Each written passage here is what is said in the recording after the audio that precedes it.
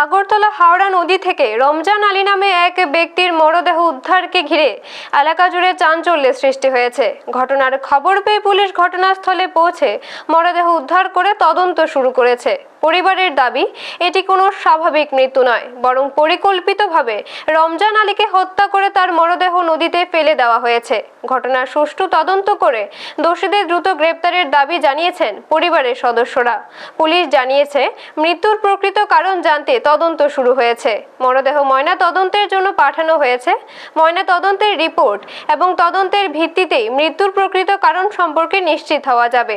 ঘটনাকে কেন্দ্র করে এলাকায় চাঞ্চল্য ছড়িয়ে পড়েছে। পুলিশ সব দিক খতিয়ে দেখে তদন্ত চালিয়ে যাচ্ছে। ব্যুরো রিপোর্ট, নিউজ তৎকাল 24। ঘটনাটা আপনার গতকাল রাত্রে রমজান মিয়া আর বাড়ি থেকে 9টা সাড়ে 9টা বেরিয়ে আসছে। হওয়ার পরে পার্কে আসছে, অনেকে দেখছে। পার্কে আসার পরে এই জায়গার মধ্যে হয়তো সিকিউরিটি গার্ডের সাথে কোনো গণ্ডগোল হয়েছে। এখানে মাঠ হেয়ার গেঞ্জি জুতা ব্লাড পাওয়া গেছে। এখান থেকে সম্ভবত সামনে ফেরে নিয়ে গেছে বা দৌড়ে গেছে, ওইখানে গিয়া পড়ে গেছে, আবার ওইখানে ব্লাড আছে।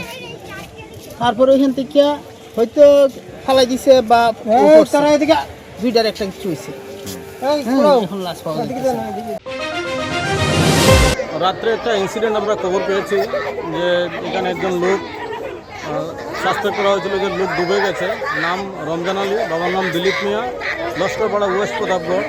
সাথে সাথে আমরা রেসপন্স করেছি, আমাদের SDRF, civil defence, fire service এবং NDRFও আমাদের এসেছে। তো এখানে সার্চ অ্যান্ড রেস্কিউ অপারেশন চলছিল। তো জয়েন্ট সার্চ অ্যান্ড রেস্কিউ অপারেশনের পরে ওনার বডি রিকভার্ড হয়েছে জাস্ট নাও। তো আমরা বডিটা হাসপাতাল পাঠাচ্ছি ফর এর জন্য for next course of action. Apparently বডির আমরা এখন পেয়েছি, আর ডিটেলস রিপোর্ট করে ডিটেলস পাওয়া যাবে। আপনারা দেখছেন নিউজ তৎকাল 24।